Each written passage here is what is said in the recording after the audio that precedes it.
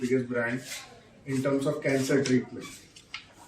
Fortis Noida although पिछले 10-15 सालों से कई सालों से इनफैक्ट कैंसर के क्षेत्र में काफ़ी उग्रणी काम कर रहा है. Medical, surgical, radiation, nuclear medicine सारे डिपार्टमेंट एस्टेब्लिश्ड हैं.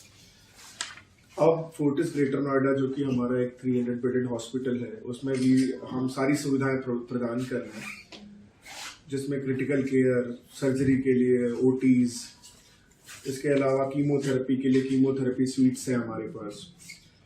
और अब डॉक्टर जलज, डॉक्टर नवीन, डॉक्टर सारिका, डॉक्टर अभिषेक, इन 4 लोगों की एक श्रेष्ठ टीम जो हमारे साथ जुड़ चुकी है. एंड इन सारी सुविधाओं के साथ अब हम लोग मेडिकल ऑन्कोलॉजी यानी कि कीमोथेरेपी, इम्यूनोथेरेपी यानी कि सॉलिड जो कैंसर होते हैं उनका मेडिकल दवा के द्वारा उपचार, ऐसे कैंसर जिसमें हमें सर्जरी की आवश्यकता होती है, जैसे गले का कैंसर है, पेट का कैंसर है, उसमें सर्जरी के द्वारा, सर्जन्स के द्वारा किया जाने वाला सर्जरी के थ्रू उपचार.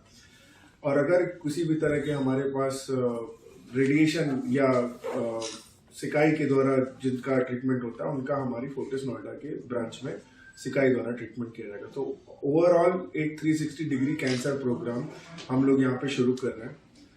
ओपीडीज सुबह 9 बजे से लेकर शाम के 5 बजे तक, मंडे टू सैटरडे सारी मेडिकल ऑन्कोलॉजी, सर्जिकल ऑन्कोलॉजी की है ही.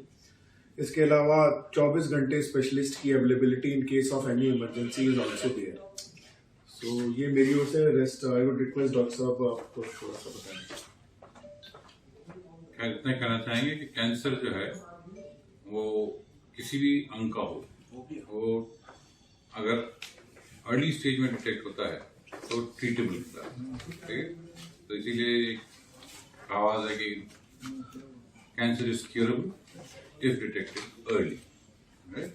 सो वही हम, अगर सर्वाइकल कैंसर की बात हो रही है तो सर्वाइकल कैंसर में भी यही है. इसीलिए बोला जाता है कि cervical cancer is most treatable, and additional चीज सर्वाइकल कैंसर में है वो it is the most preventable cancer. Right, so though it is a very common cancer worldwide, काफी millions and millions of people have the cancer. और ये जो है ये अगर सर्विक्स की हम बात करें तो आप तो सभी को मालूम होना चाहिए कि फीमेल प्रजनन के जो यूट्रस होता है, गर्भाशय का मुंह, उसको सर्विक्स बोला जाता है.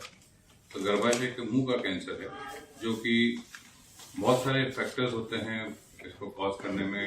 क्लीनलीनेस है, पर्सनल क्लीनलीनेस है, फिर सेक्सुअल क्लीनलीनेस कम बोलें तो वो भी एक फैक्टर होता है कैंसर कॉज करने में. इसलिए ये कैंसर जो है प्राय उन फीमेल में पाया जाता है जो कि सेक्सुअली एक्टिव होते हैं, एक्टिव हो. इसलिए और एक वायरस से होता है, HPV वायरस. तो इसी के बेसिस के ऊपर इसमें वैक्सीन भी बनी हुई है, तो प्रिवेंटेबल है बहुत हद तक. अगर इसका प्रचलन अभी इतना नहीं है, रिसेंट ईयर्स में ऐसा देखा गया, मतलब काफी लोग जानने लगे हैं सर्वाइकल वैक्सीन के बारे में, तो वो भी दिया जाता है. तो कहने का मतलब ये कि हम इस कैंसर के से अच्छी तरह से लड़ाई लड़ सकते हैं.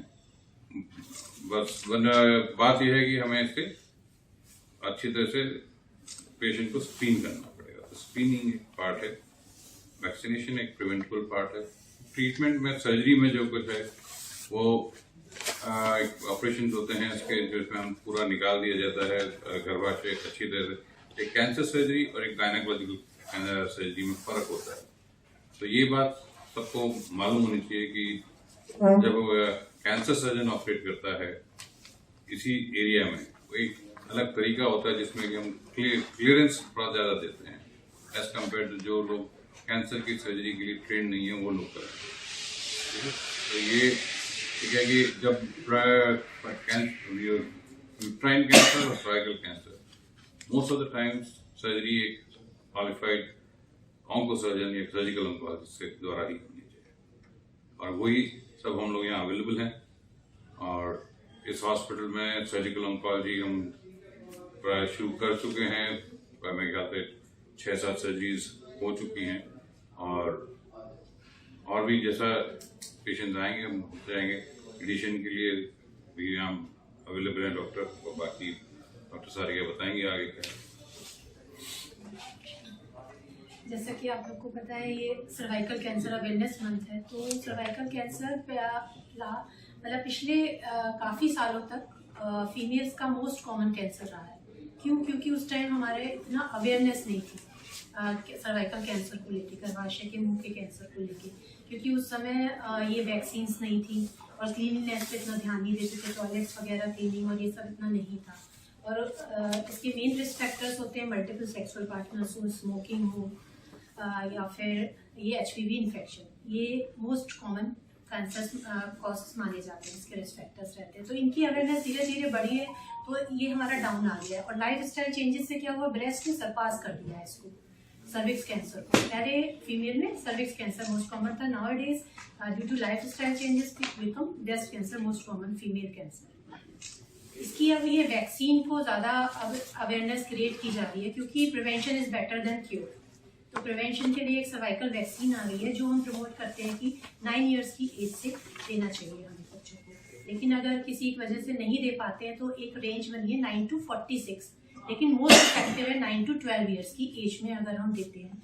तब हम उसे अगर 9 to 12 की देते हैं तो सिर्फ 2 डोजेस दी जाती हैं। अगर जितना हम लेट देते हैं तो उसकी इफेक्टिविटी भी वैक्सीन की कम होती जाती है, और फिर हमें डोजेस भी 3 डोजेस देनी पड़ती है। लेकिन हम अगर 26 है या 30 की एज में भी अगर किसी फीमेल ने नहीं ली है, कोई रिस्क फैक्टर है या कुछ कहीं से ये डायग्नोज हो रहा है, तो हम वैक्सीन उसको दे सकते हैं। और ये होता है कि हमें रेगुलर स्क्रीनिंग का एक तरीका होता है, जो भी सेक्सुअली एक्टिव है उसको ईयर में एक बार पैप स्मीयर कराना चाहिए। ये इसका स्क्रीनिंग टूल है मोस्ट इम्पॉर्टेंट। इसकी वजह से ही एक स्क्रीनिंग इतनी एडवांस हो गई, हर आप CSC वगैरह सब जगह पैप स्मीयर हो रहा है।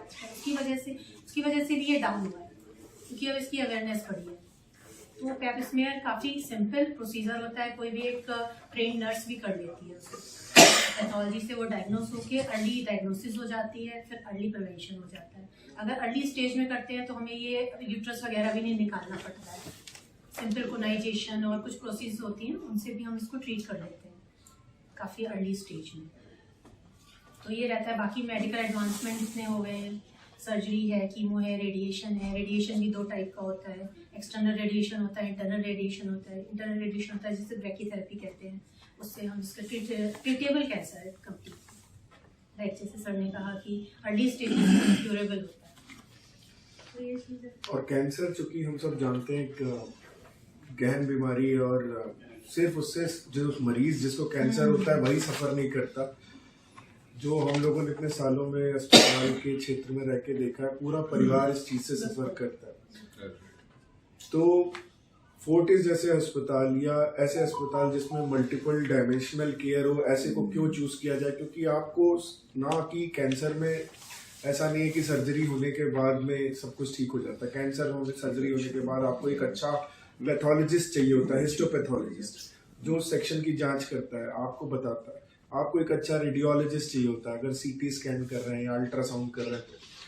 सर्जरी और कैंसर का जब हम ब्रेकिंग द न्यूज एक हम बोलते हैं, जब ब्रेकिंग द बैड, जब किसी को बताया जाता है एक OPD में कि आपको एक कैंसर है, उस समय उसकी मनोस्थिति को समझने के लिए उस टैलेंटेड उस लेवल के हमारे पास साइकियाट्रिस्ट यानी कि बिहेवियरल मेडिसिन के लोग हैं, जो ना कि सिर्फ मरीज, बस उसके परिवार को भी एक सांत्वना दे सके, उसको समझा सके कि हाँ भाई हमने अर्ली स्टेज में डिटेक्ट कर लिया, इसका ट्रीटमेंट पॉसिबल है। या अगर लेटर स्टेज में है तो भी आजकल इम्यूनोथेरेपी या दवाइयों के द्वारा हम उसकी लाइफ को और बढ़ा सकते हैं, उसकी लाइफस्टाइल को और बेटर कर सकते हैं, दर्द को कम कर सकते हैं।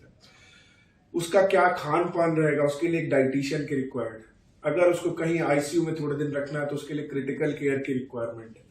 डायबिटीज है या उसको हाइपरटेंशन है तो उसके लिए आपके पास किडनी का डॉक्टर है, पेशाब के डॉक्टर है, या एंडोक्रिनोलॉजिस्ट है जो उसकी शुगर में।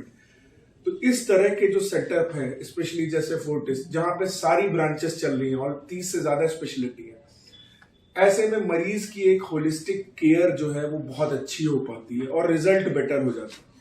ना कि अगर हम सिर्फ कैंसर की सर्जरी कर दी, अब उसके बाद वो अलग अलग जगहों में कितना फॉलो अप करेगा किसी डॉक्टर के साथ। तो ये होलिस्टिक केयर को साथ लाने के लिए इस फोर्टिस जैसे अस्पताल में कैंसर और उसके ट्रीटमेंट और उसके रिजल्ट्स कहीं ज्यादा बेहतर हो सकते हैं। डॉक्टर अभिषेक। बिल्कुल सारी बातें सर ने कवर करी, सर्जरी और प्रिवेंशन के बारे में मैडम ने बताया। अब अगर ट्रीटमेंट की बात आती है तो हमारे पास यहाँ सारी तरह की कीमोथेरेपी, इम्यूनोथेरेपी और टारगेटेड थेरेपी जो भी सर्वाइकल कैंसर के लिए प्लान हो सकती है वो हम यहाँ देने की प्रोग्राम शुरू कर रहे हैं। और अगर आपकी तरफ से कोई सवाल हो तो आप पूछें। ये जो वैक्सीन आप लोग बता रहे हैं इसमें क्या चार्जेस हैं वैक्सीन?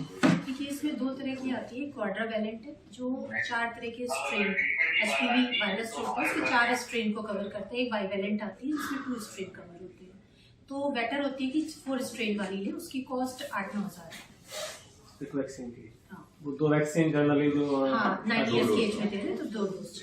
गवर्नमेंट भी इसमें कोई स्कीम चला रही है अपनी या प्राइवेट लेवल पर ही है? नहीं, गवर्नमेंट के थ्रू भी मिल रही है, लेकिन कॉस्ट ये उन्होंने कट करके ही इतनी की हुई है। इस पे कहीं कोई मतलब मार्जिन नहीं होता है, ये ही होती है कॉस्ट हर जगह में। 9 ईयर्स के बाद आप उसको हाँ। लगवा सकते हैं। 1000 डोज पर अगर फीमेल को एक छोटी एज में 15-16 साल में 17-18 सभी तो बड़ी महंगी दवाई ये कैंसर हो जाता है और वो क्योर कर देते हैं, तो क्या वो आगे जाके अपने normal life like married life जी सकती है? क्या अगर उसको प्रेगनेंसी में या वैसे कोई इसको प्रॉब्लम नहीं आएगी वो नॉर्मल? आज के समय में जो रेडिएशन की नई मशीनें हैं उसमें स्पेशलाइज्ड रेडिएशन का ऑप्शन है।